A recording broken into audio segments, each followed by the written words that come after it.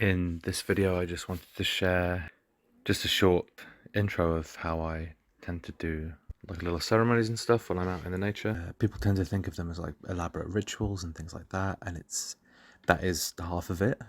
But normally when I'm alone in the woods, it tends to be that I will offer incense, smoke, or some grain, or grass or flowers or something like that I've taken from the nature already, maybe in a different location, because I don't think that it would make sense for us to litter an environment with a bunch of stuff that isn't there naturally. And if we think about what people would have been doing in the past, leaving flowers or rocks or things that they found some sort of significance in that have come from the natural world.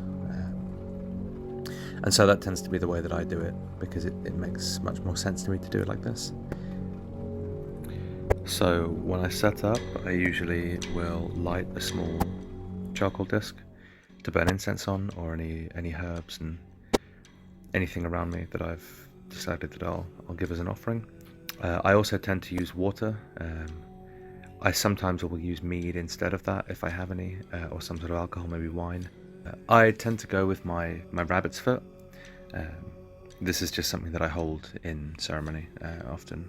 And I say ceremony knowing full well that it often comes with really new agey connotations. I just mean small rites and rituals that I'll do by myself, rather than calling just about any old thing ceremony. But I'll use the rabbit's foot because it helps me connect with the spirit that I work with often.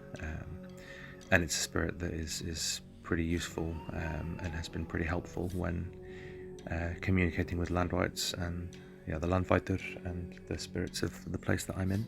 Normally what I'll say when I'm starting a small ceremony is the same that I say with my group. You can find this in my book, but in short it's just to the east, to the west, to the south, to the north. Protection,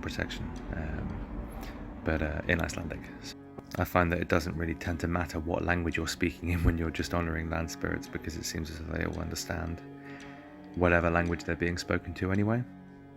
I was sat here for probably about 30 to 45 minutes. I do sometimes tend to go into more sort of trance states and things like that if I'm sat out in the nature and just see what things are saying to me and what they offer to me. In this case, I didn't have the time, so but I will do another small video on that sort of longer process, and also a video on Útiseta as well, and how I practice that. At the closing of whatever I'm doing, I'll offer some of the libation that I have to the sky and to the earth and to myself.